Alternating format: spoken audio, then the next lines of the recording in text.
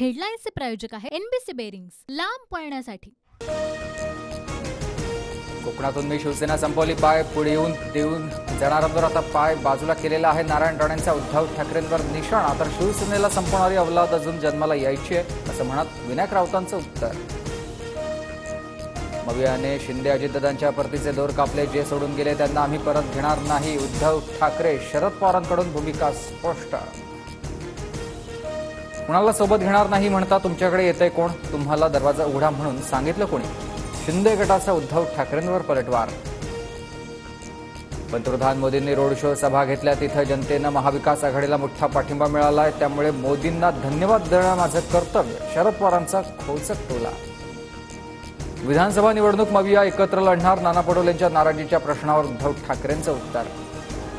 विधानसभेसाठी 288 जागांवर काँग्रेसची तयारी सुरू, नाना पटोलेंचं वक्तव्य। तर काँग्रेसचे कोणतेही नेते काही बोलले तरी महाविकास आघाडी एकत्रच राहील, अंबादास दानवेंची प्रतिक्रिया।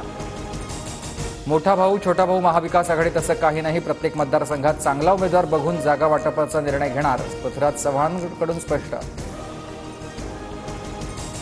महायुतीत शिवसेनेचा मोठा भाऊ शिंदे गटाच्या शंभूराज देसाईंसह संजय शिरसाटांचा दावा, लोकसभा निवडणुकीमधील स्ट्राईक रेटचा दिलाय दाखला।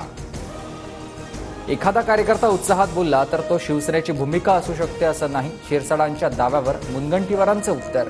तर सार्वजनिक ठिकाणी असे दावे करू नका, नाहीतर महायुतीमध्ये वाद होतील, दरेकरांचाही सल्ला।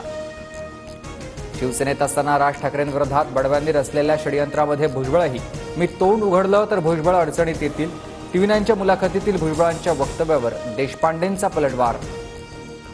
मी नाराज नसल्याच्या वावड्या उठवल्या जातात, प्रत्येक बैठकीला जाणं शक्य होत नाही, नाशिकमधील महायुतीच्या बैठकीत गैरहजेरीवर भुजबळांचं उत्तर।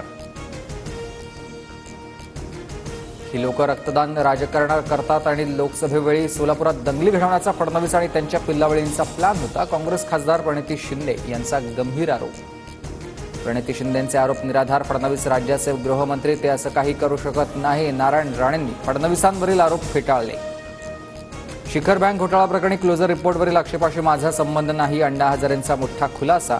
तर नावाचा दुरुपयोग करून काही जण स्वार्थ साधत असल्याचा अण्णांचा आरोप। सांगली विधानसभेसाठी दावेदारी सुरू, 3 जागा जिंकू, आणखी एखाद दुसरी जागा मिळवू, जयंत पाटलांचं वक्तव्य।